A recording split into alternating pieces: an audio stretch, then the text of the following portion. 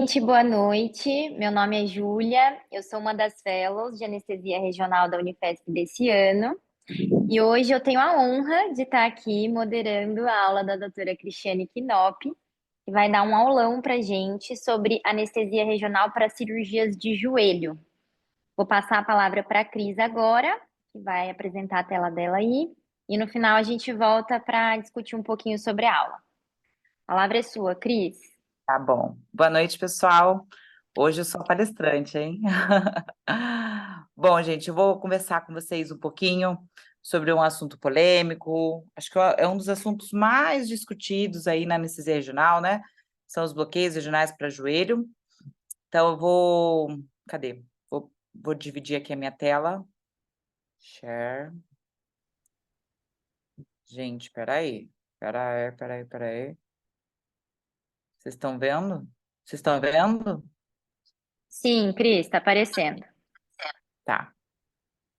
Vocês viram aí várias coisas, né? Da minha tela, do meu capítulo. Deixa só eu jogar aqui pro ladinho. Bom, gente, vou conversar hoje com vocês sobre bloqueios regionais para cirurgias de joelho, tá? Então, eu vou passar aí sobre tudo. Uai, não tá passando. Passou. Então, eu declaro que eu não tenho conflito de interesse na realização dessa aula. E aí eu inverti a posição da aula, né? Porque sempre a gente costuma falar, quando a gente monta as aulas, né? A gente sempre começa aí falando dos bloqueios, como faz, quais são as cirurgias. E eu inverti aqui a posição da aula colocando o meu slide aqui de reabilitação precoce. Por que eu fiz isso, né? Eu fiz isso porque nas cirurgias de joelho, a gente tem geralmente dois perfis de paciente, né? A gente tem que estar isso bem claro na nossa cabeça, né? Então, a gente tem aquele perfil ambulatorial, então aí tem as cirurgias das artroscopias, os ligamentos, né? O paciente vai embora no mesmo dia, então o anestesista precisa estar preparado, precisa ter essa conversa com o cirurgião e com o paciente. E aquele paciente que não irá embora no mesmo dia, aqui no Brasil, né? Que as próteses de joelho aqui no Brasil não vão embora no mesmo dia. Mas fora, e também tem a questão do conceito de ambulatorial, né? Então, o conceito de ambulatorial americano quer dizer uma internação menor de 24 horas, ou parece que tem lugar que é 18 horas, enfim. Então, assim, o que a gente tem que atentar para cirurgias de joelho é que, geralmente, né, uma boa parte delas, o cirurgião, ele quer uma reabilitação. E aí, nessa reabilitação, vocês precisam ter em mente o que ele quer, né? Ele quer um movimento passivo, ele quer uma fisioterapia ativa, esse paciente vai ficar de pé, esse paciente vai andar, ele vai fazer uma fisioterapia só no leito, e isso precisa ser discutido muito bem antes. Por quê? Porque isso vai guiar o que você vai fazer, né? Se você não souber isso, não vai dar bom, né? Você vai ter problemas aí. Então, isso precisa estar muito bem alinhado para que você consiga fazer a melhor escolha aí, né? Para o seu paciente ficar feliz, o cirurgião também, e você também.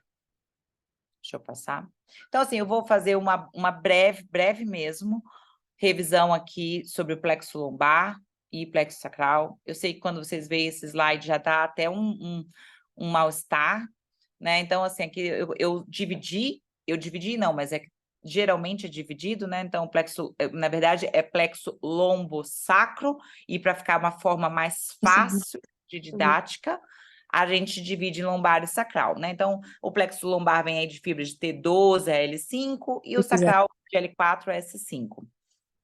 E, então, a gente precisa lembrar sempre, né, que o principal nervo do plexo lombar é o nervo femoral, formado aí, ele recebe aqui, não sei se vocês estão vendo a minha setinha, as fibras que vêm das raízes de L2 a L4. Tem aqui um nervo que, às vezes, né, principalmente para cirurgias de quadril, o nervo cutâneo lateral da coxa, que recebe fibras de L2 e L3, que hoje a gente vai falar bem menos dele.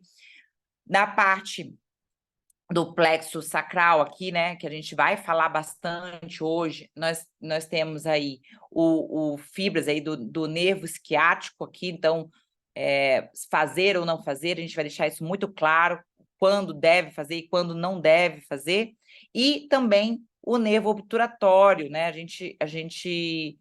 Porque o ramo posterior, que está aqui o nervo femoral, o nervo obturatório, ele vai fazer a inervação da região medial do joelho, né? Então, ele é importante para a gente.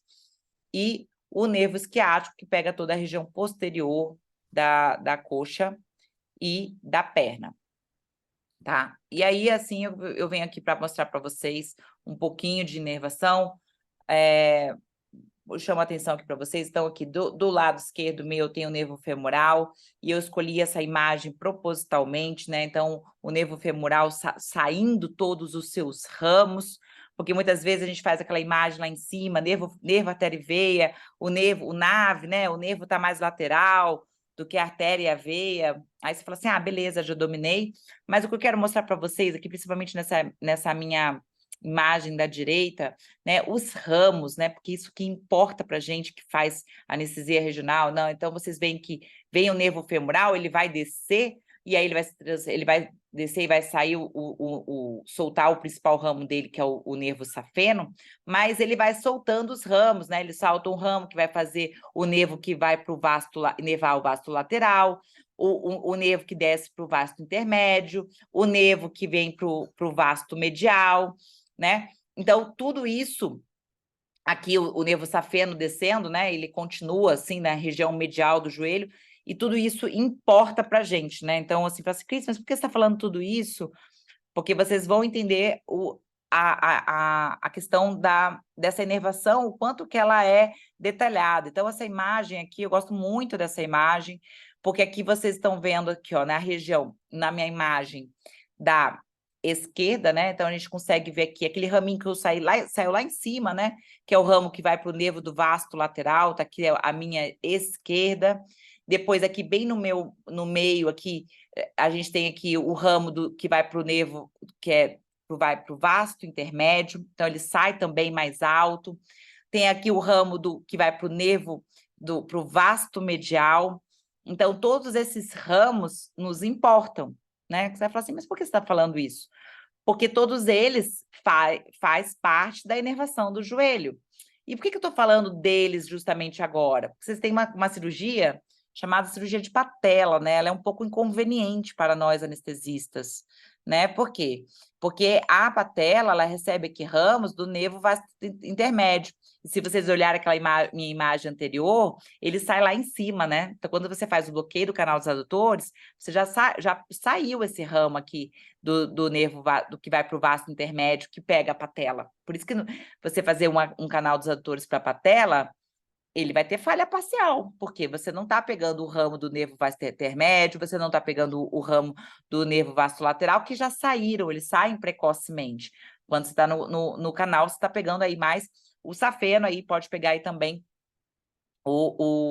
se tiver presente, dependendo da altura, né? O nervo obturatório, né? Lá no canal dos adutores. Aqui eu vou continuar falando, vai falar assim, Cris, você vai falar tudo. Então, vocês estão vendo que tem o raminho aqui dos geniculares, né? Do lado direito, o genicular superomedial, do lado esquerdo aqui o superolateral, o embaixo, o inferomedial, e aqui do lado lateral, à esquerda, a gente tem aqui o genicular inferolateral e o fibular recorrente. Cris, você vai falar tudo? Não, calma. Eu vou mostrar mais para vocês terem essa ideia. Isso precisa estar na cabeça de vocês. E por que eu estou colocando isso que vocês precisam ter isso na cabeça de vocês? Porque é pouco falado sobre a inervação cutânea, né? Então, eu coloquei essa imagem aqui que eu tirei da aula do Dr. Amit Pawa. Essa aula ele deu no Congresso Mundial de Paris, em 2023, e ele disponibilizou a aula, está no canal do YouTube.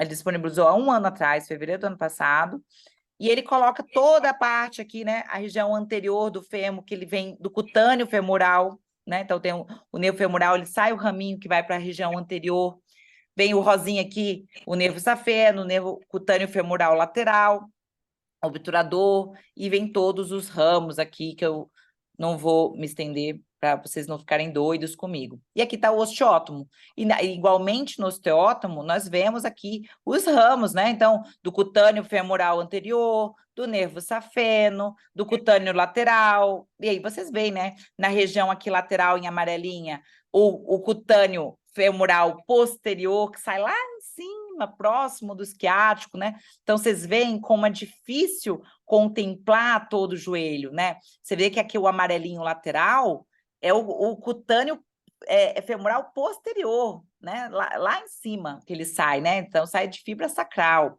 tá?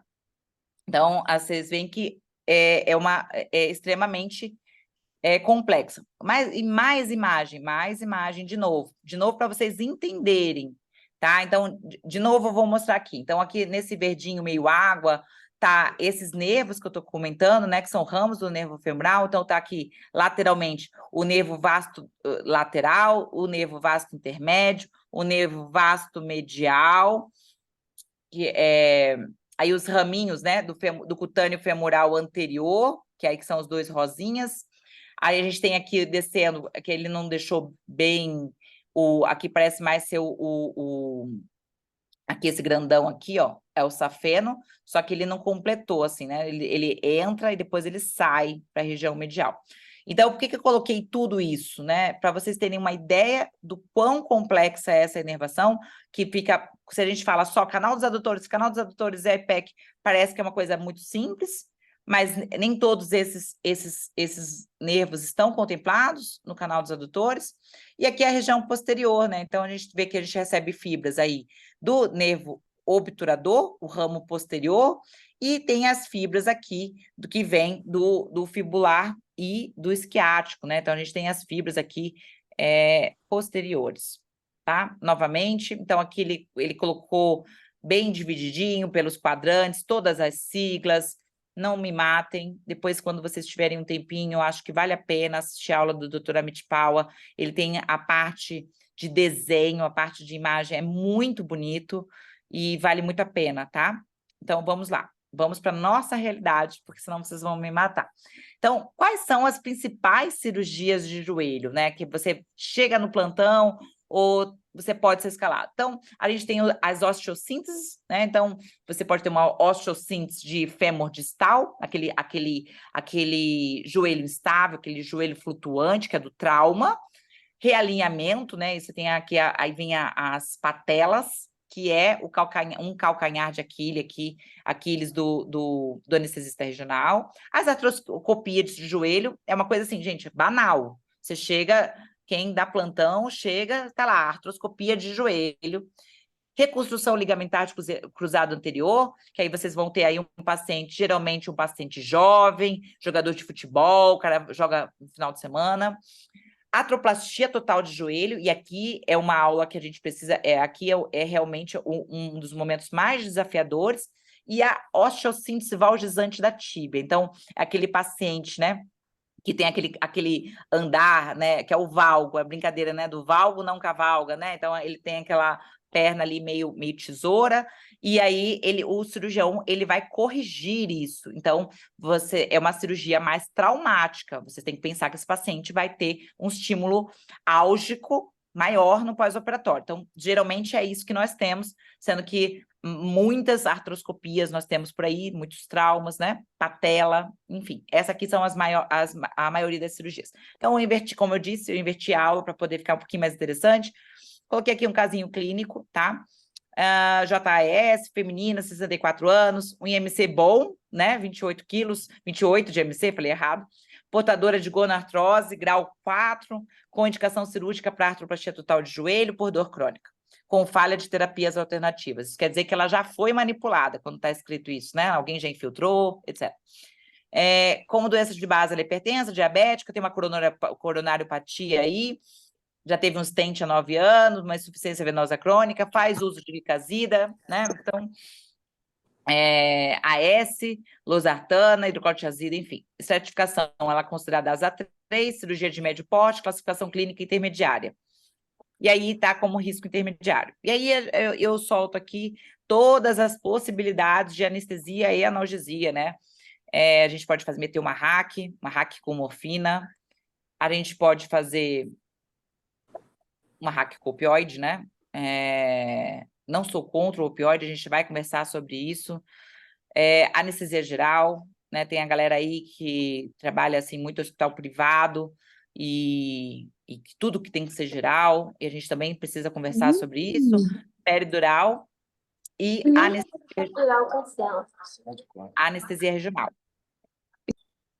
Então, agora eu vou comparar as duas aqui, né? Então, a anestesia geral com a anestesia de neuroeixo, né? Então, aqui eu peguei essa revisão sistemática aqui, grande, e aí ele compara aqui, ele pega vários trabalhos, né? 749 citações, 231 abstractos, ele pega 28 estudos com mais de 1.500 pacientes e ele avalia, né? Então, quando ele compara a anestesia geral com neuroeixo, ele coloca sem diferença entre as técnicas, e aí ele vê mortalidade, complicações cardiopulmonares, neuroeixo, sangramento, duração do procedimento, tempo de internação. E aí, o que a gente chega à conclusão? Que o neuroeixo, ele não só apresenta menor dor, né, no pós-operatório, como também menor consumo de opioide, com menor efeitos adversos. E assim, se vocês abrem esses trabalhos, né, aqui eu peguei a parte que ele fala, né, de todas as complicações que podem ocorrer, aí vem aqui a questão, problemas pulmonares, complicações cardíacas, infecções, tudo é menor quando você compara, aqui, ó, se você vai comparar a geral com o neuroeixo, vocês percebem que o neuroeixo ele ganha em tudo, até em questão de perda sanguínea, de diminuição de transfusão, tudo o neuroeixo ganha. Então, assim, em vários trabalhos, se a gente compara para quadril, fala assim, ah, não, tanto faz, né?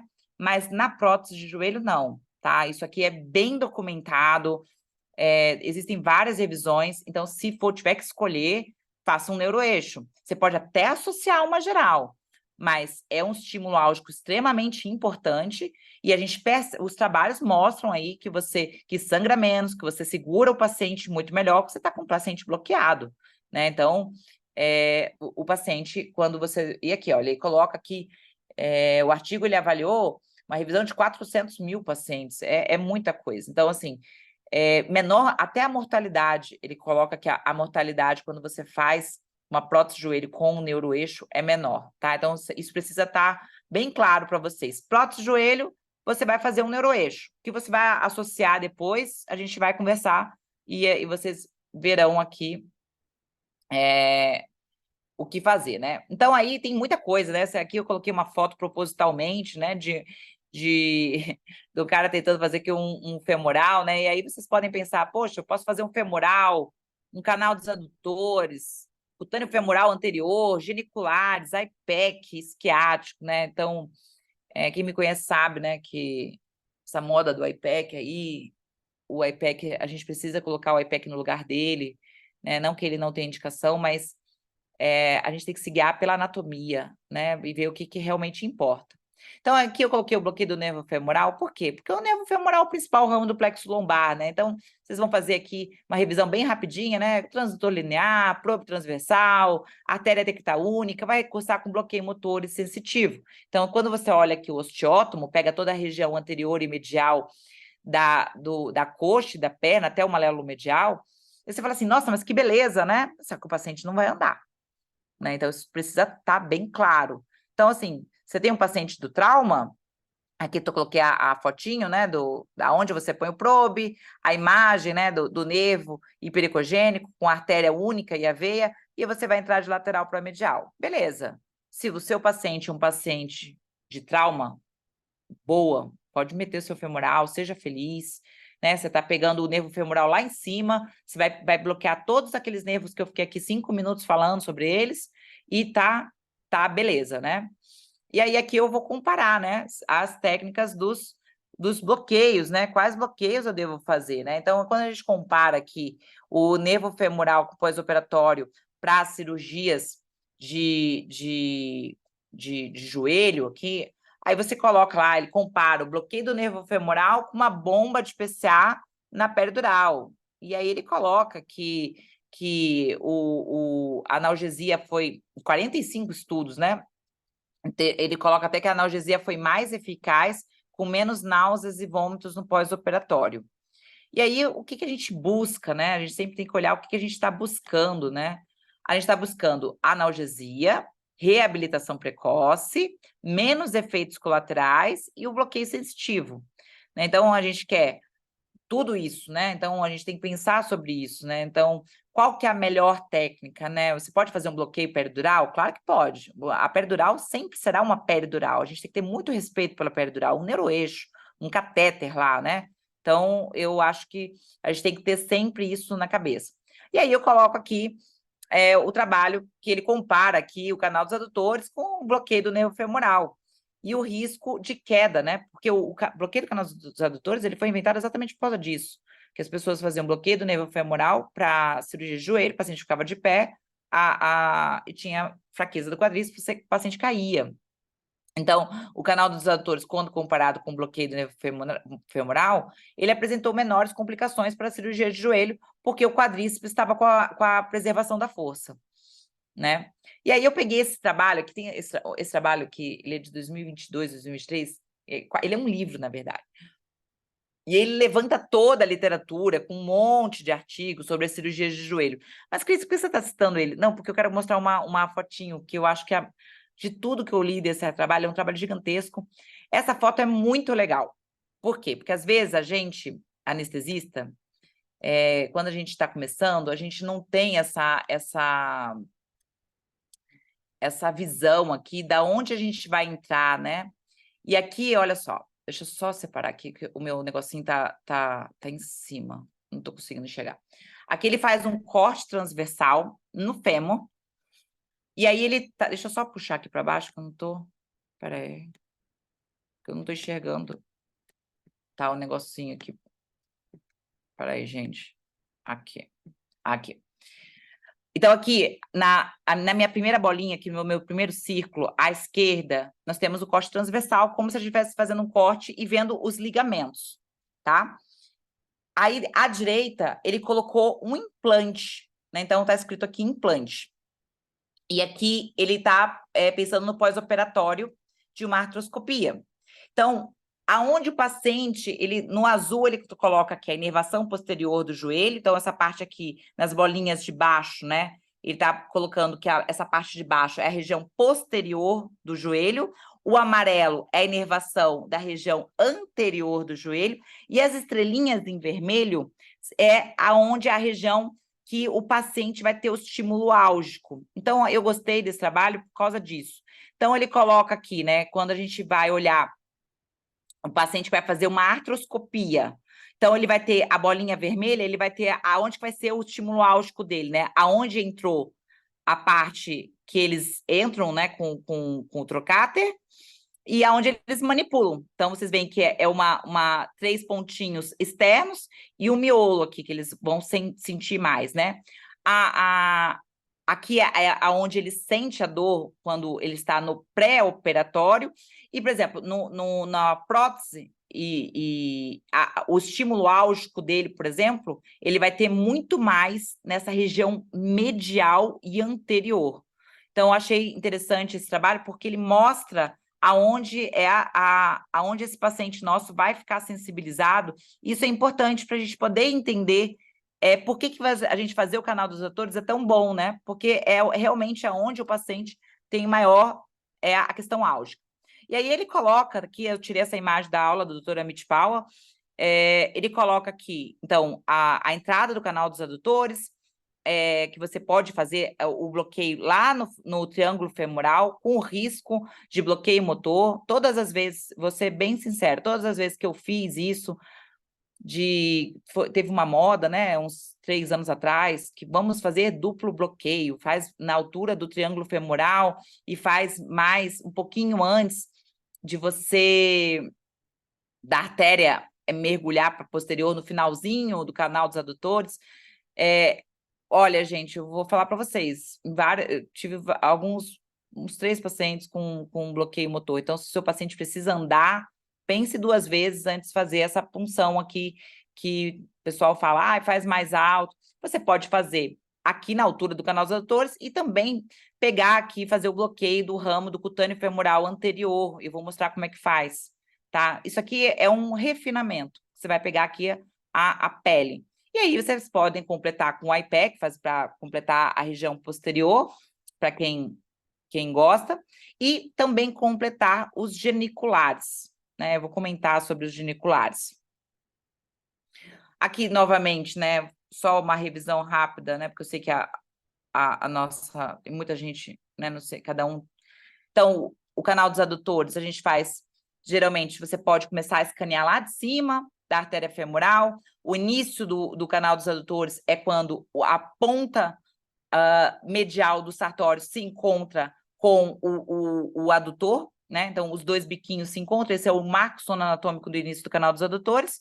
E aí, vocês vão fazer o bloqueio, entrar com a agulha de lateral para medial, né? Então, o objetivo aqui é você bloquear o nervo safeno, e vocês vão fazer aí, pegar toda essa analgesia da região medial e anterior, né? Então, um bloqueio sensitivo aí, você pode fazer com 12 a 15 ml.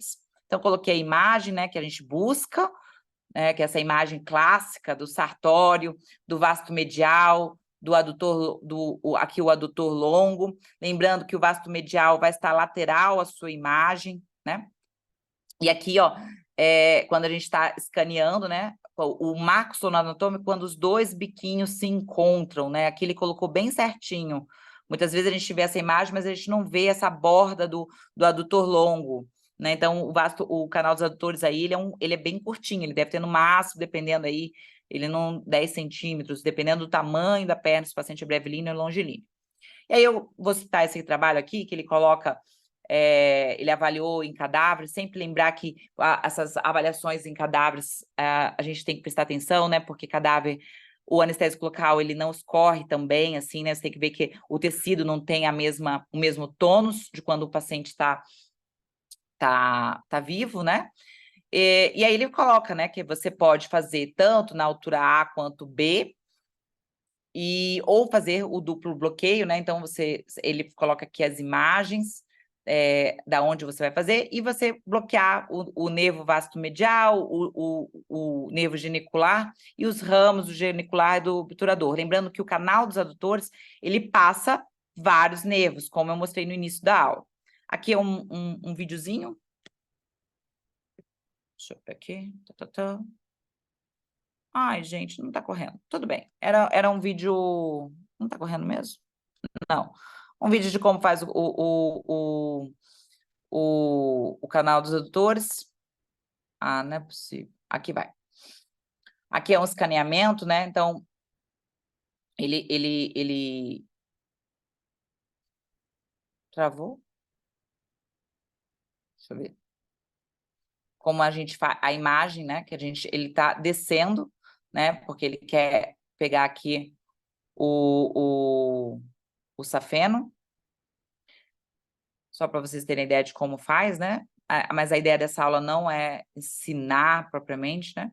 Então, ele coloca aqui, né, as imagens, né, desde da hora que vocês, na região A, né, mais proximal, quando você está lá no triângulo femoral, na região B, quando você está bem naquela imagem clássica, quando você está com sartório, safeno, que é a imagem clássica do canal dos adutores, e quando você está na região C, que é quase a artéria descolando aí, né? Então, o finalzinho do sartório, né? Então, vocês podem fazer... tem gente que... E aí ele coloca nesse trabalho que o bloqueio do nervo femoral, quando se faz contínuo, ele pode ser comparável ao duplo bloqueio, quando você faz proximal e distal. Que nem eu falei, isso aí é uma questão aqui... Vocês podem fazer dos dois jeitos, né? Não acho que isso... Tem gente que faz, que gosta, eu tentei isso e, particularmente, eu faço um bloqueio só. E aqui ele coloca, que eu tirei da aula do doutor, Amit Paula, de vocês também bloquear o nervo vasto medial, né? Então, se vocês escanearem desde o início, vocês vão ver o femoral soltando, ou vocês podem fazer a imagem do safeno e subir e ver ele se unindo, as duas bolinhas, se unindo e se afastando. Então, assim, de forma geral, o que vocês podem fazer? Cris, não estou vendo nada, meu paciente obeso, estou com ultrassom ruim, estou começando. Se você não está vendo nada, você pode vir aqui e fazer o seu bloqueio e bloquear o nervo safeno e fazer uma injeção de anestésico local por debaixo do sartório para complementar, tá? E aí você vai deixar a sua analgesia aí um pouco mais completa, porque você também está pegando aí o ramo do nervo do vasto medial mais distal. Aí você fala assim, mas tá, e se eu fizer o femoral? Se você fizer o femoral, você vai pegar tudo, só que aí você tem bloqueio motor. Então, a questão é essa. Então, você pode fazer o nervo do vasto medial só injetando seu anestésico local por debaixo do músculo sartório, uma infiltração. E aqui, essa imagem do doutor, né? Ele conseguiu ver as duas bolinhas. Eu já vi os dois nervos em pacientes magros, dependendo do paciente, que tem uma anatomia, sonoanatomia favorável, a gente consegue ver. Eu acho que eu vi uma vez até com a Júlia, que é a fellow, que está aqui. E aí aqui eu coloquei aqui, né, as possibilidades, né, quando você pode fazer os geniculares, né?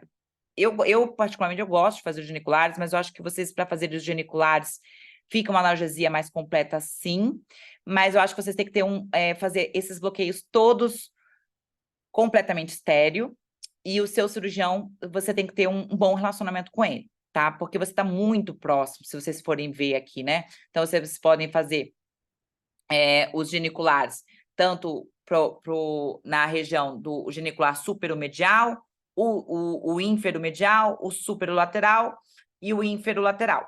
Só que o inferolateral não recomendo vocês fazerem. Na dor, em alguns casos, a gente faz, mas a gente não recomenda fazer, principalmente cirurgia de prótese, porque se o seu anestésico local escorrer e pegar o nervo fibular, esse paciente pode aí ter um bloqueio motor aí do fibular, uma apraxia, o paciente, entre aspas, é feio falar, né, porque pega os dorsiflexores aí do pé, e aí pode confundir aí, né, porque você bloqueou sem querer o fibular, e as cirurgias de prótese de joelho, elas têm uma incidência pela literatura aí de 17% a 20% com parestesia de fibular. Então, a gente não quer entrar na região do cirurgião. E aqui eu estou mostrando uma imagem do nervo cutâneo femoral anterior, tá? Ah, Cris, eu sempre vou ver essa bolinha aqui assim por cima do sartório? Não, gente, nem sempre vocês vão ver, entendeu? Aliás, é raro você ver, né? Então, assim, você vê, às vezes, um paciente mais idoso, que tem mais calcificação. Eu vi num paciente no LASRA, acho que, se eu não me engano, eu vi um paciente, estava escaneando, vi, bonitinho, mas nem sempre vocês vão ver. E se eu não ver, você pode fazer uma infiltração local aqui, tá? Mas quando vocês vão fazer todos esses bloqueios aqui, você pode fazer, então, revisando, recapitulando, uma infiltração local acima do sartório, abaixo do sartório e no safeno do canal dos adutores. Aqui, ó. Aí ficou bonitinho aqui. Ou seja, ele manda a gente infiltrar por cima. O que vocês vão pegar aqui? Pele. Aí o que estava abaixo, o nervo do vasto medial, lembra? Ele vai nervar principalmente a região que vai para a patela, né? Ele vai pegar ali a região do vasto medial, tá? E esse aqui vai pegar a parte mais sensitiva, beleza? E aí tem os geniculares. Os geniculares são os bloqueios que a gente faz muito na dor, né? E vocês podem fazer complementando ali o superomedial, o inferomedial e o superolateral. 4 a 5 ml em cada ponto para ajudar na analgesia, uma analgesia mais proximal, tá? Eu não faria, realmente, não faço o inferolateral. E aqui essa imagem é uma imagem clássica lá do Naisora, né? E ele coloca aqui o probe, né? Então, aqui ele está na região na superomedial, inferomedial. O inferomedial sempre é o mais fácil de se fazer. Aqui o inferolateral tem a questão da fíbula, né? Então, vocês vão ver 3 ossos, se vocês fizerem principalmente a interlinha ligamentar, bonitinho. Eu sempre oriento começar a fazer pela articulação e descer, né? Ou subir. Então, se você coloca seu probe na linha articular, na interlinha, você vê a descontinuidade dos 2 ossos e sobe. E faz bem na diápise. Também é uma forma bem legal de se fazer. Vocês estão me ouvindo? Beleza? Dá para ouvir sim, Cris. Sim, Cris, beleza. tudo certo. Tá bom. Aqui eu coloquei esse trabalho que ele ele compara aqui, né, para prótese de joelho, né? Então, nas primeiras 24 horas e o grupo controle, né? Sempre o grupo controle, geralmente eles fazem com LIA, né? Toda vez que vocês verem LIA, é infiltração feita pelo cirurgião, né? E aí ele coloca, né, que os pacientes que, se você olhar tanto o consumo de opioide, né, quanto o score de dor, quando você vê os bloqueios, parece que performa melhor, né? E aí eu vou falar mais sobre isso, né? Porque, assim, eu acredito que a maioria das pessoas anestesistas, a gente tem uma preferência, sim, por, quando possível, fazer os bloqueios, mas a gente vê que tem muito trabalho falando de infiltração local pelo cirurgião, e eu vou comentar sobre isso. Então, assim, eu acho que vocês entenderam que a ideia é a gente fazer os bloqueios na anestesia regional, na parte anterior. Você fala assim, Cris, mas aí eu vou fazer canal dos adutores, todos esses geniculares, eu vou revisar no final. E a parte posterior, né? O que a gente não bloqueou na parte do posterior, né? Então, nós temos os ramos sensitivos que vêm do nervo tibial, o ramo posterior do nervo obturador e alguns ramos que vêm aqui do fibular, né? E aí a gente pode fazer várias coisas, né? Eu coloquei aqui propositalmente, né, que a gente pode bloquear o nervo esquiático de forma transglútea, subglútea, via anterior, poplíteo, calpe. Só que se você bloquear o esquiático em todas essas posições, né, você vê que pega a perna inteira, que maravilha. Só que o pé vai cair, né? A gente tem bloqueio motor. E na maioria das cirurgias de joelho, a gente não quer esse bloqueio motor, né? A gente vai fazer só o esquiático se for uma cirurgia de um trauma, né? O paciente com um joelho flutuante, aquela correção lá valgizante que o paciente não vai andar, o cirurgião falou para você que tudo bem fazer, aí você vai fazer. Senão, não. Senão a gente não vai mexer no nervo esquiático, né? Porque se você olhar assim da parte analgésica, é maravilhoso, mas o paciente não anda e a gente não quer isso. E aí eu peguei essa revisão aqui de artroplastia, né? Ele fez uma meta-análise com 170 estudos, e ele faz uma avaliação das diversas técnicas, né? Então, dos bloqueios periféricos, da infiltração articular, da peridural, né? Então, o que ele coloca, né? Que quando a gente pensar em dor aguda, né? Que a dor aguda é super importante, mas a gente precisa ser avaliado não só a dor, mas a gente tem que avaliar em repouso e movimento. E tem muitos trabalhos. Agora, no joelho, as pessoas têm mais esse cuidado, né? Porque às vezes o paciente tem o score de dor igual, só que o cara que não recebeu o bloqueio, que está com o opioide, ele está deitado, né? E o cara que recebeu o bloqueio, ele tem o score de dor baixo, mas ele está andando, ele está fazendo fisioterapia, e isso importa para a gente. E aí tem o consumo de opioide, a qualidade dessa recuperação e a reabilitação precoce. E o que foi avaliado também são os náuseas e vômitos, quedas, duração da internação, perda sanguínea, entre outros, né?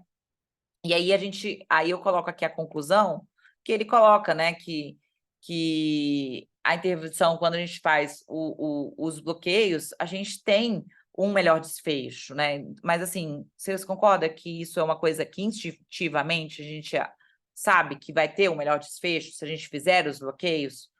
Porque você está com o seu paciente bloqueado, né?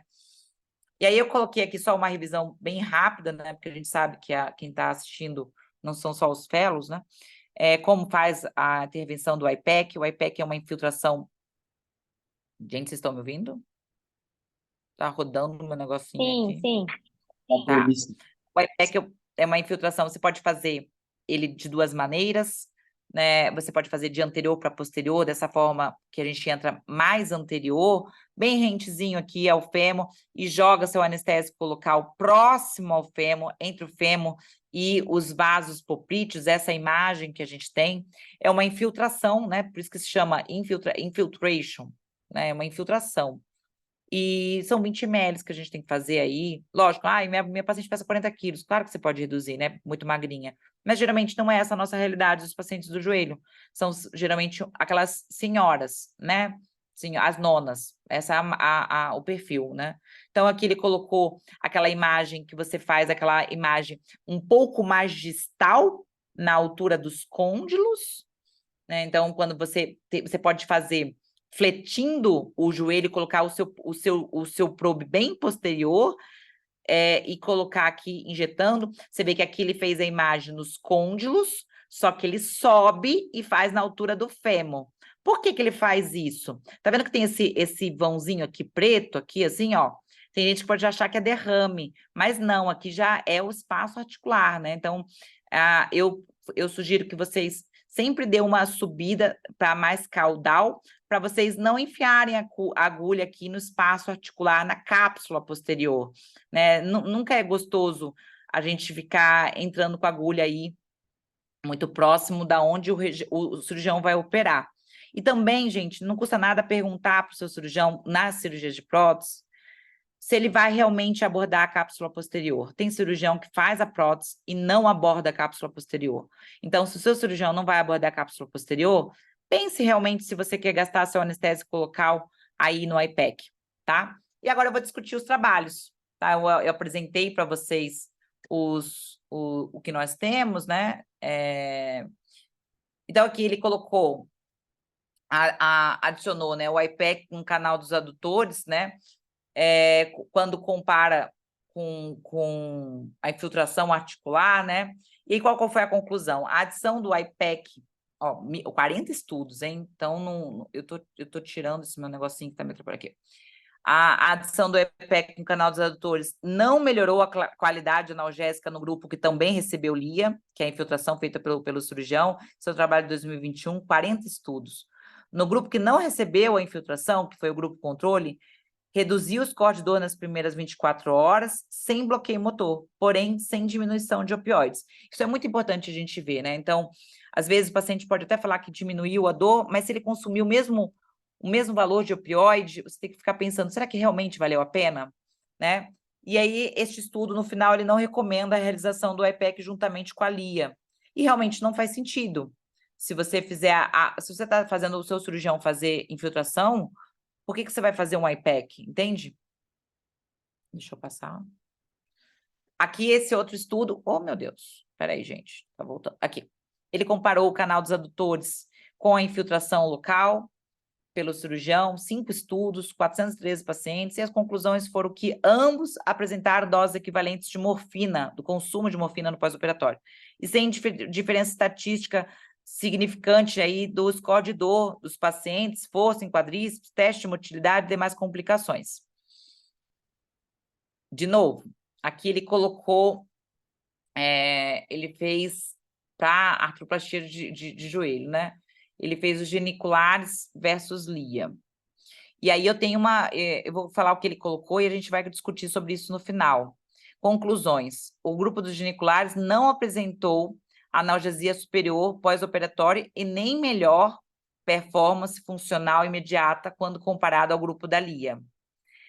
Contudo, o grupo que recebeu o bloqueio dos nervos geniculares teve o menor consumo de opioides no pós-operatório comparado ao grupo que recebeu a infiltração local. Eu acho que eu gosto de geniculares, sim, mas não ele puro, viu? Porque é muito pobre a gente pensar que você vai segurar uma prótese de joelho só com o bloqueio dos nervos geniculares, tá? Porque eles são muito pequenos, né? Como eu falei, você está pegando só os geniculares e todos aqueles ramos que eu falei no início não estão sendo contemplados. Aqui eu coloquei, só citei aqui para vocês a incidência de complicações dos bloqueios pela ASRA, né? Vocês veem que a gente tem números muito baixos de complicação, de leste, de injúria neuronal. Vocês veem que os bloqueios regionais são seguros, né? Então, eu acho que a literatura está bem sedimentada sobre isso. E aqui ele coloca, eu coloquei esse trabalho aqui de 2022, quando saiu, foi uma meta-análise falando a favor da morfina, né? Ele levantou 29 estudos e com mais de quase 2.000 pacientes, e aí ele conclui, né? Se vocês olham aqui, ele cita todos os trabalhos, E aí é onde ele coloca aqui que a maioria dos trabalhos estão mais desviados para a direita, né? Então, que a morfina é efetiva na analgesia. Mas isso vocês concordam que todo anestesista meio que sabe isso? Só que a gente sabe que a morfina, só a morfina no neuroeixo, principalmente uma cirurgia de prótese, ela é pobre, né? Uma cirurgia é pobre essa analgesia, né? Ela vai ter o pico de ação dela em 6 horas e o paciente não vai querer mexer esse joelho. E aí eu peguei esse trabalho que saiu ano passado, em julho do ano passado, e saiu numa revista boa, né? Ele coloca aqui aspectos positivos e negativos na anestesia dos bloqueios regionais para cirurgias de joelho. E foi a única coisa mais nova que eu achei, né? E eu achei interessante que ele fez um comentário, depois se vocês... o trabalho está aberto, o trabalho é gratuito, e ele fez uma observação que ele fala que a maioria, muitos trabalhos mostrando a infiltração feita pelo cirurgião, né? E a gente tem a impressão de que essa infiltração no joelho, geralmente eles classificam como, eles usam muito essa nomenclatura aqui, não inferior quando comparada aos bloqueios regionais. E aí ele contesta isso, né? O fato de não ser inferior quer dizer que é equipotente? E aí ele coloca, né, que eles, levantando os trabalhos, eles não consideram isso, né? Eles acham que pode até ser em alguns casos, dependendo da capacidade, dependendo... E ali ela é controversa, por quê? Porque cada estudo usa uma coisa. Tem gente que coloca anestésico local, coloca corticoide, aí vai lá e mete um opioide, depende da equipe. Quando você começa, você fica achando que isso é coisa de brasileiro, mas você vai ler os trabalhos, e os trabalhos mostram isso, né? Eles fazem aquele mix, as equipes cirúrgicas, e aí ele coloca que eles não consideram isso, eles consideram que os bloqueios regionais, até mesmo que instintivamente a gente pensa isso, né? Se você está bloqueando nervo a nervo, a chance de ficar melhor do que uma infiltração local feita pelo cirurgião, a tendência se o cara souber fazer, a tendência é realmente ficar melhor, né? Se vocês olharem. Certo. Eu adicionei isso. Se vocês olharem de forma... E aí ele conclui que que a infiltração local não pode ser considerada como um padrão ouro, apesar dela ser considerada aceita, principalmente no ambiente fora do país, que os pacientes vão receber alta, né? No Brasil, a gente sabe que os nossos pacientes, principalmente na prótese, não recebem alta. E aí aqui eu vou voltar para as cirurgias que existem, né? Então, lembra que eu comecei a aula assim? Osteossíntese e realinhamento de patela, né? Gente, artroscopia simples de joelho, reconstrução ligamentar do ligamento cruzado anterior, que é uma das coisas que mais tem, a ATJ, né? E a osteossíntese valgizante. E aí eu fiz como é que se diz? Um resumo do que vocês teriam que pensar na hora, né? Diante da questão da anatomia. Então, se vocês forem pensar em patela, se você perguntar, porque tem gente que dá alta para o paciente com uma fratura de patela no mesmo dia. Qual que seria o melhor bloqueio regional? Seria o nervo femoral. Você faz o bloqueio do nervo femoral e, gente, beleza? Só que se o seu paciente vai receber alta, você não pode fazer um bloqueio do nervo femoral e o paciente não andar, né? Qual seria uma possibilidade? Canal dos adutores. Qual é o problema? Não vai pegar o ramo do nervo que vai para o nervo vasto intermédio, não vai pegar toda a patela, gente, não vai.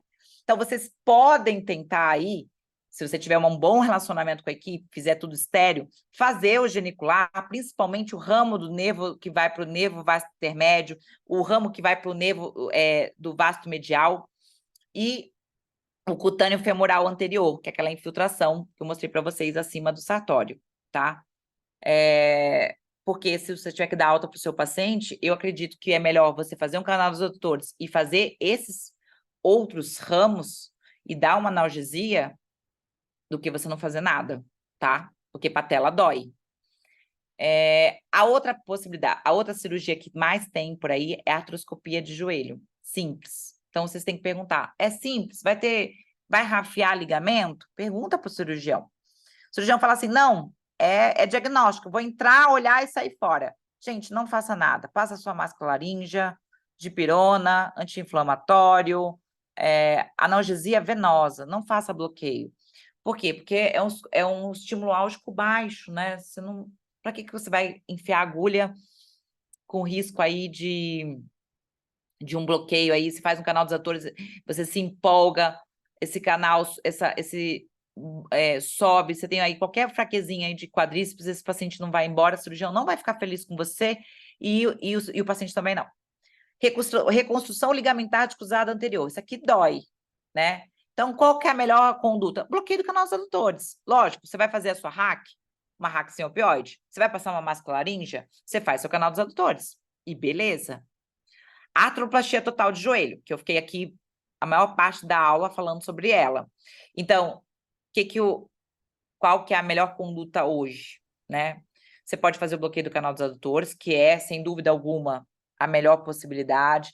Você pode associar os geniculares. Você pode também fazer os nervos vasto intermédio, o nervo vasto medial, o cutâneo femoral anterior, o IPEC. Isso, gente, é lindo, tá? A gente que é anestesista regional, a gente ama fazer isso. Mas aqui você precisa conversar com o seu cirurgião. E eu vou falar uma coisa para vocês, sabe? Agora que eu estou na dor, eu vejo esses pacientes no pós-operatório. Se vocês tiverem um serviço que vocês tenham uma retaguarda de quem faz dor, passa um catéter no canal dos adutores, entendeu? Gente, é muito legal. Você deixa prescrito com a equipe da dor, que pode acompanhar o bolos, né? Faz bolos de tempo em tempo, de 6 em 6 horas, de 8 em 8, de 12 em 12. Você pode deixar já prescrito. O canal dos adutores é fantástico, o paciente anda, faz a fisioterapia, vocês tunelizam esse catéter e o paciente fica super bem, né? Então, assim, eu acho que se você vai passar um catéter, você não precisa fazer todos os... eu vou fazer canal dos adutores, geniculares. Não, você tá com um catéter, né? Você tá de boa, né? Porque você tem que pensar o seguinte, o anestésico local, ele vai passar o tempo dele, né?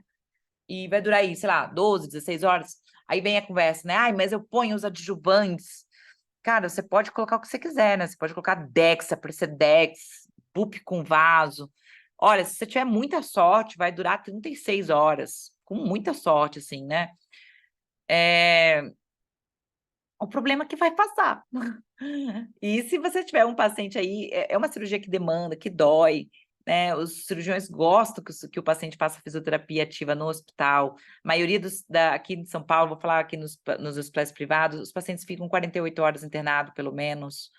Então, se vocês têm a possibilidade de passar um catéter, passem no canal. E se você falar assim, Cris, eu não sei passar um catéter no canal, meu paciente é muito exigente, meu paciente é chorão, né? Igual a paciente que eu coloquei no início no início da aula, né? Que ela já tinha sido manipulada. Esses pacientes que já fizeram intervenções prévias, que já foi manipulado, fez infiltração, que já tem dor crônica, essas pacientes muito queixosas, que demandam. Ai, gente, eu não acho errado passar um cateter de peridural, entendeu? Porque o telefone do cirurgião não pode tocar. Cris, mas o cateter de peridural, a paciente que é mais sarcopênica, essas idosinhas, ela não pode ter fraqueza motora bilateral? Pode.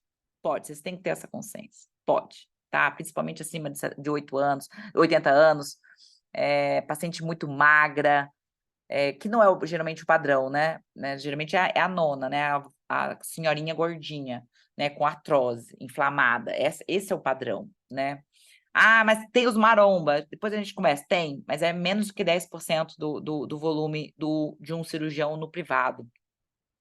Aí nós temos a osteossíntese valgizante da tíbia. Gente, isso aqui é uma cirurgia que dói. A galera, não sei se todo mundo sabe, mas isso aqui dói, né? Então, assim, geralmente o cirurgião não quer que ande, né? O paciente não pode apoiar o pé no chão aí por 15 dias, 20 dias, um mês, dependendo do que o cirurgião vai fazer. A última que eu fiz, o cirurgião fez tanto a osteossíntese valgizante da tíbia, ele ainda fez o ligamento do paciente. E falou para mim, faz o que você quiser, porque ele não vai apoiar o pé no chão. Aí, quando ele me liberou, né, fiquei à vontade. Fiz o meu bloqueio do nervo femoral, fiz isquiático, o paciente acordou, ficou maravilhoso, feliz, e deu tudo certo.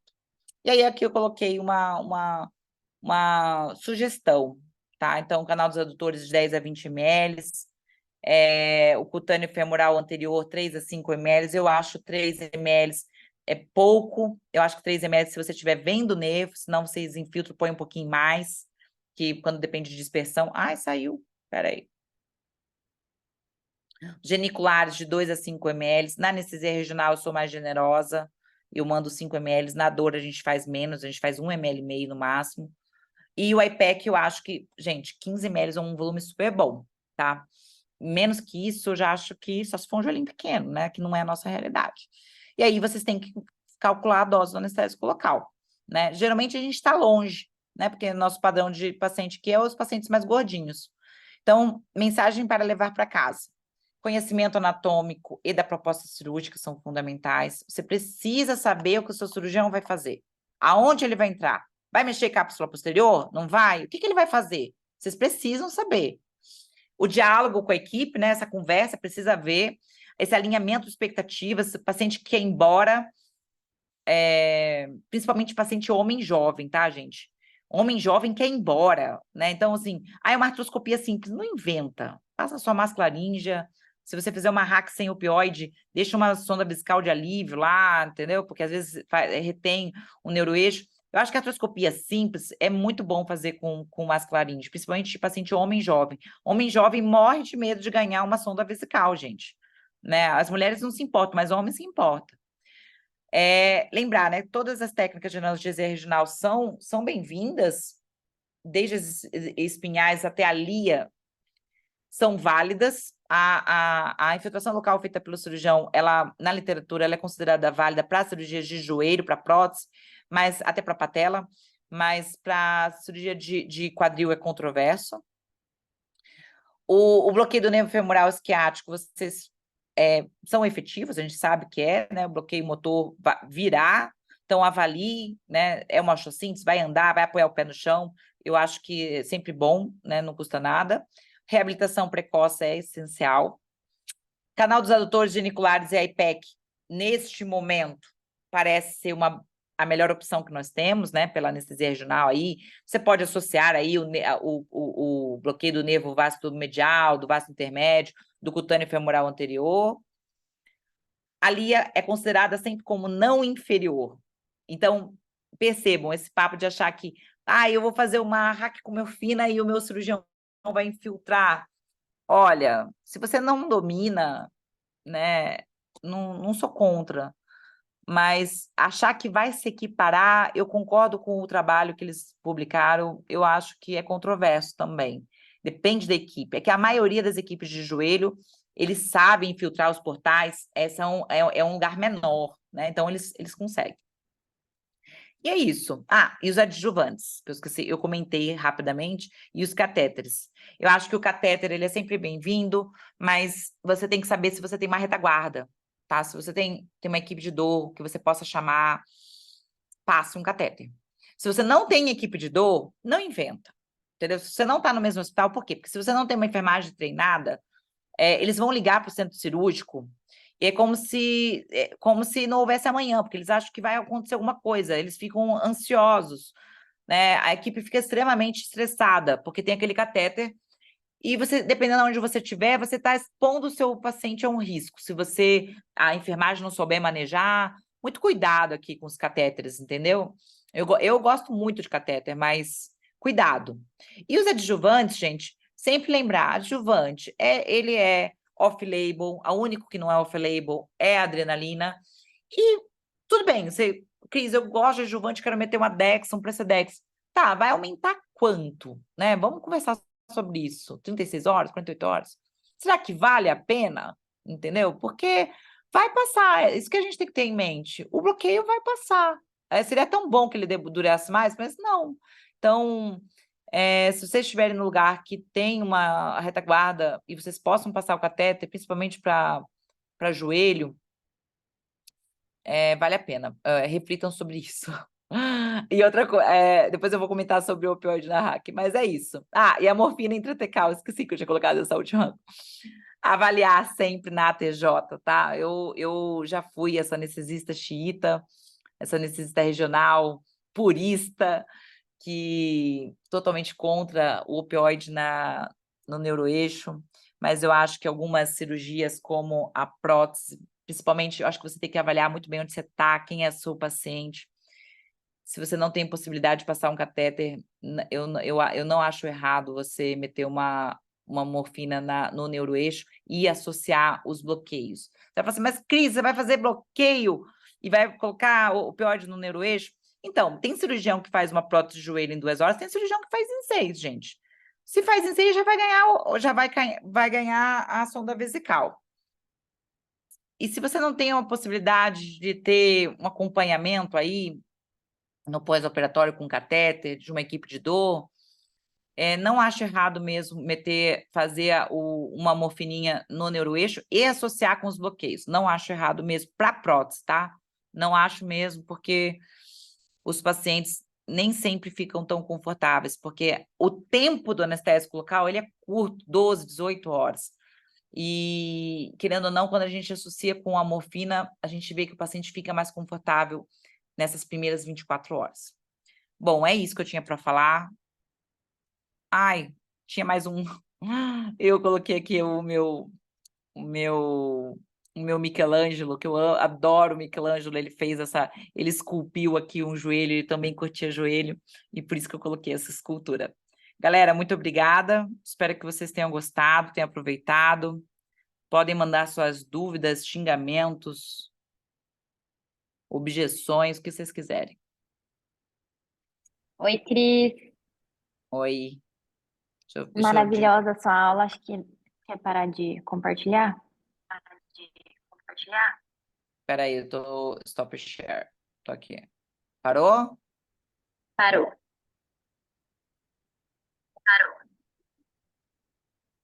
Ixi, agora acho que o Estão me seu vendo? áudio Voltei? voltou. Mas tá travando. Espera aí. A Bruna está perguntando, Cris, quanto de morfina você associa no caso? Que no caso de uma TJ, né, que você faz o bloqueio e coloca a morfina na rack. Ai, gente, eu ponho. Eu não colocava, a Júlia sabe disso. Ela tá perguntando quanto que você põe? Qual a dose 80, de morfina? eu ponho 80 micros, gente. Porque vocês viram que eu citei aquela meta-análise ali da morfina, né? E naquela meta-análise, é porque eu preparei a aula para durar 1 hora, né? Então eu não podia me estender em cada meta-análise, senão fica muito chato. Senão vocês não me aguentam. Aquela meta-análise, eles avaliam que acima de 0,1 a gente fica aí só com os efeitos colaterais, né? Você não tem um aumento do potencial analgésico, né? Você fica aí com náuseas e vômitos, prurido, e a gente não quer isso para o paciente, né? Mas eu acho o seguinte, eu acho que se você está num serviço que tem dor, passe o catéter. Mas, gente, a maioria dos serviços não vai ter alguém para passar visita na dor, sabe? Vamos ser sinceros aqui.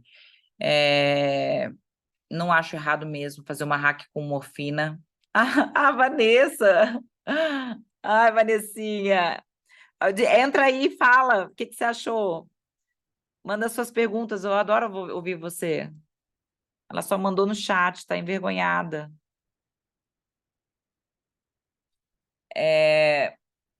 Então, eu já fui essa anestesista xiita, sabe?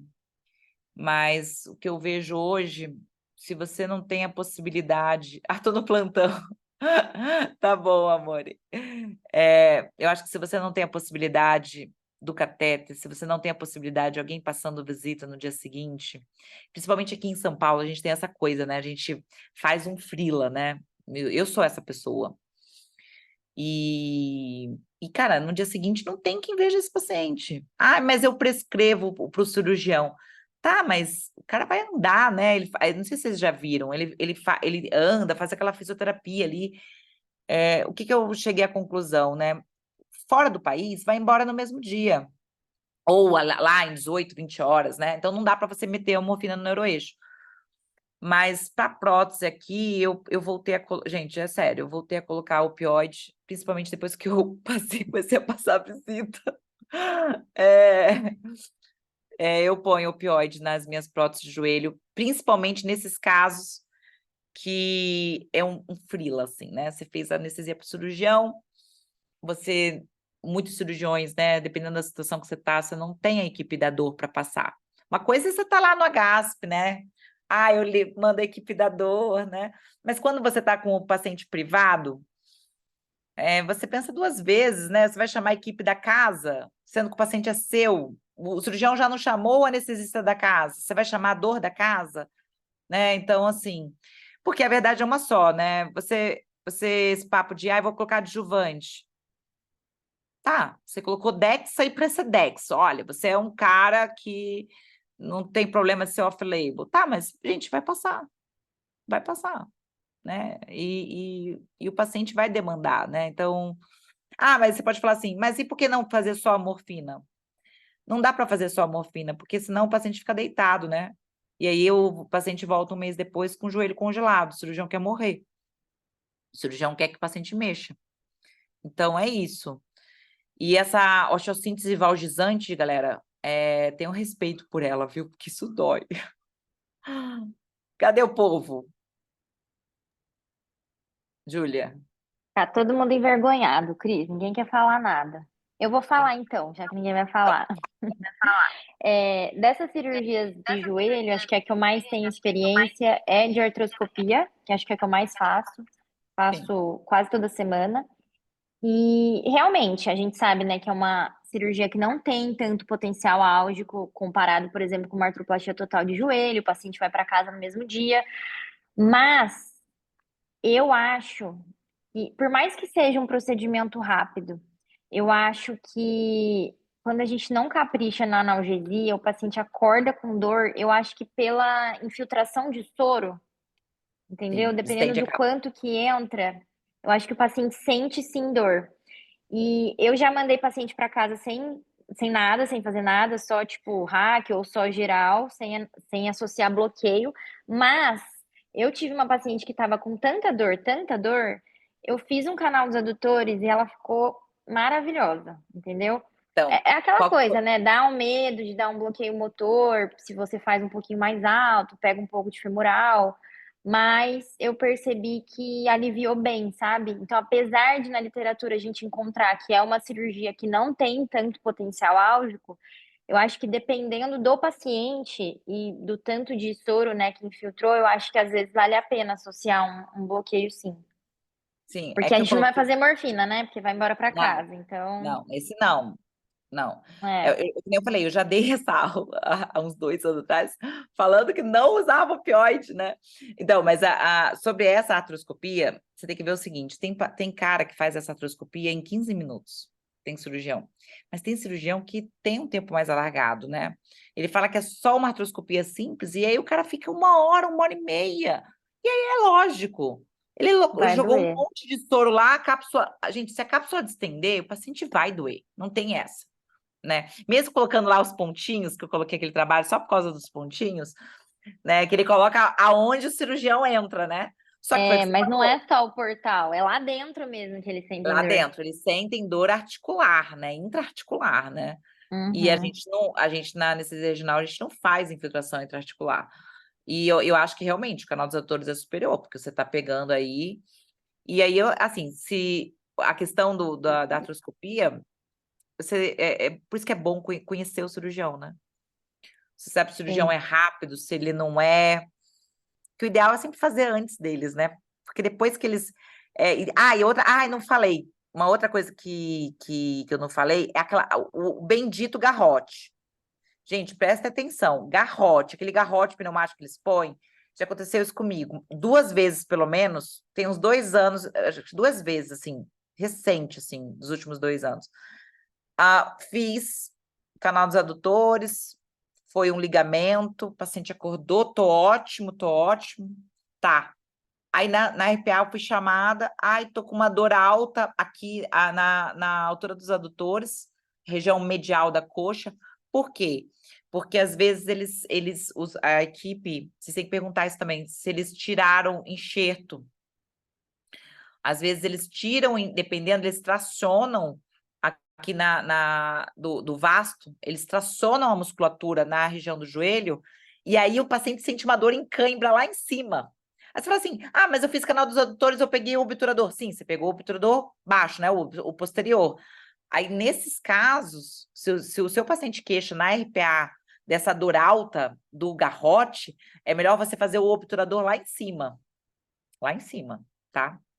Porque você fazer ele alto. Lá entre os adutores, né? O adutor longo, breve, magno, faz. Eu acabo complementando os dois, entendeu? Quando o paciente fala para mim, tô com dor. Por quê? Porque eles tiraram o enxerto e tracionaram a musculatura. Então, aí o paciente fala assim que ele tá com uma dor em cãibra perto aqui da virilha. Porque eles tracionaram a musculatura lá embaixo e o paciente está sentindo alto, tá? Isso pode acontecer. Não sei se você já pegou, mas pode acontecer. Nunca vi, mas eu acho que aí você faz tanto o anterior quanto o posterior, né? Não faz só o anterior, faz os dois, O entendi. anterior, teoricamente, ele está indo ali para a região do quadril, né? E E a o. gente também não tem garantia que o posterior pega, né, no canal dos adutores. Às vezes não Sim, pega. sim, sim. Então, eu prefiro. Se o paciente queixou e eu já estou com o meu probe lá, Já faz de uma vez, né? Já tá ali. faço. Porque aí você fala, porque se eu fizer o mais profundo, vai para o posterior e vai pegar a região medial do joelho. E já aconteceu comigo, o paciente fala para mim, não estou sentindo nada no joelho, mas estou sentindo aqui em alto. Eu vou lá e faço os dois. Já estou com a mão na massa, faz os dois. Essa é uma coisa que pode acontecer. E a patela, gente. Patela é um saco, né? O cirurgião não gosta. Eu estou para conhecer um cirurgião que fale para mim que gosta de operar patela. Não conheço um cirurgião que fala para mim. Porque os caras do joelho não fazem a patela, que fica para os ortopedistas do trauma, e eles odeiam operar a patela. E a patela é isso, né? Se o paciente não vai embora, você mete um femoral. Mas, gente, tem vários lugares que a patela, eles querem mandar o paciente embora no final do dia. E não dá para você fazer femoral, né? Canal dos adutores, vai pegar? Não vai pegar o ramo não vai pegar aquela região da patela ali. Aí é melhor você fazer um canal e ir lá e bloquear o nervo, o vasto intermédio, o cutâneo femoral anterior, faz a infiltração lá por cima. Cris, vai ficar excelente, maravilhoso. Uma boa parte, pelo menos uma analgesia aí você vai dar. Mas falar que vai ficar maravilhoso, né? Você tem que ver que você não tá pegando tudo, né? Que a patela, você tem esse ramo do nervo do vasto intermédio. Você pode bloquear ele daquela forma que eu coloquei. E eu recomendo muito que vocês assistam a aula do professor Amit Paula, porque a aula dele é muito bonitinha, assim, de gráfico, assim, de desenhos. Muito bonita. Era isso. Não sei se eu consegui Ah, me fazer entender. muito bem, foi extremamente clara a sua aula, completa. Difícil falar de tudo, né? De joelho. Joelho acho que é a inervação mais complexa, né? É complicado. É, porque é muita coisa, né? Então, se eu ficar. Porque assim, eu coloquei 3 slides de anatomia. Só que uma coisa é quando você vê a primeira vez, né? Outra coisa é quando você já viu muitas vezes, você aceita aquele slide. Mas quando você está vendo a primeira É, vez, nossa! aham, O que é isso? exatamente. Quando eu fui dar aula de canal dos adutores e IPEC foi a mesma coisa. Eu falei, nossa, como é que eu vou começar a explicar a inervação de joelho aqui? É que é aquela coisa que você precisa ler muitas vezes, até ir memorizando, né? E eu acho que Exato. o paciente nos ensina muito, né? Se você já fez um canal dos atores para patela e viu que não ficou bom, não é possível que ninguém por isso, né? O cara fala para você, eu vou mandar embora hoje. Aí você fala, ai, né? Mas enfim, mas é isso. Mais Cris, alguma coisa? maravilhosa a sua aula. Vou dar uma olhadinha aqui no É, chat. Alguém tem então, mais alguma dúvida? os meninos estão quietos, né? Parabéns Uma pela. série. Quem tá aí? Eu Pedro. pe- eu Pedro. acho que o que a gente tira da aula é isso aí, né? Por exemplo, principalmente a artroplastia de joelho, eu acho que é bobagem a gente se valer de uma técnica só, né? E falar, não, vou resolver só com, sei lá, um IPEC, um canal dos adutores e uma anestesia geral. Vou fazer só uma hack com morfina. Eu acho que o negócio é você usar um pouco de cada coisa, né? Faz ali 40, 60 microgramas de morfina no neuroeixo para se valer ali daquela dor que pode ficar dos vasos, né? Fazer um canal dos adutores, fazer um IPEC quando é possível, né? Quando o cirurgião fala que não tem problema. Eu acho que é isso. Eu acho que é bom você falar, não, vou encarar só com um canal, vou fazer só uma hackzona lá. Acho que o negócio é isso, é por aí mesmo, né? Tanto nervo, e tantas variáveis, que às vezes você É, também que vai fazer uma coisa minimamente invasiva, vou fazer só uma hack com morfina, o cara não vai conseguir fazer a fisioterapia porque vai estar com dor também. Então sim. é tudo uma balança aí, né? Mas é isso. Ai, gente, eu falei da hack com morfina, eu não me arrependo, não. Eu acho que vale muito mesmo, né? Porque você vai pegar aquele vasto medial, aquele vasto lateral, que você não tá pegando com o canal dos adutores nem com o iPad, e a morfina vai fazer vai segurar um pouco a barra ali, né? É, E na dosagem você não vai ter os efeitos colaterais também, que seria a retenção urinária, aí não vai ter que passar sonda, mas eu acho que tem que se valer de todas as armas aí. porque a gente vê, eu vou falar para vocês, assim, a gente vê, aí a pessoa vai lá e fala assim, eu sou anestesista regional purista, vou fazer só meus bloqueios.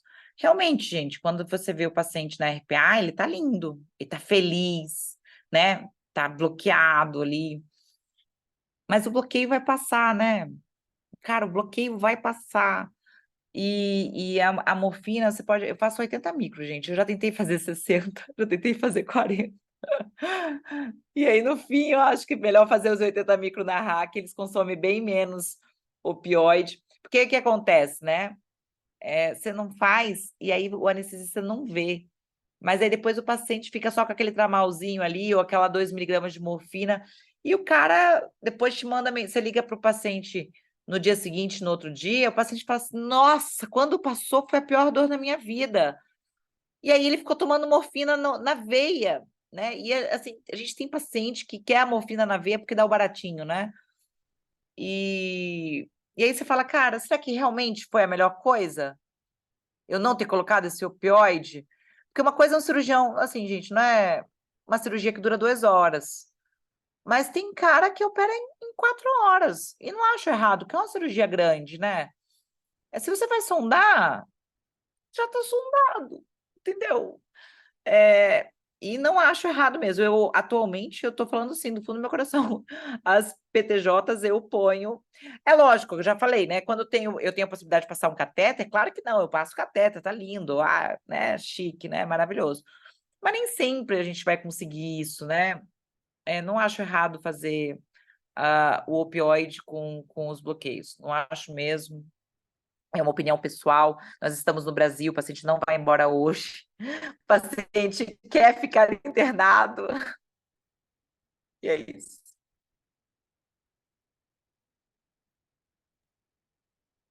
Vocês estão me ouvindo? Então, Sim, sim, Eu estamos acho, sim. eu acho que é isso mesmo. O opioide, eu não sei uma fração de dor do que você sabe, né? Mas assim, eu acho que o opioide tem o seu lugar ali no rol de analgesia que é difícil de substituir, né? sim.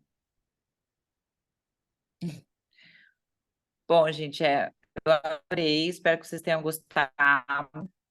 É isso. Cris, muito obrigada. Tirei print de vários slides. Espero que tenha ajudado. Tirei print de vários slides.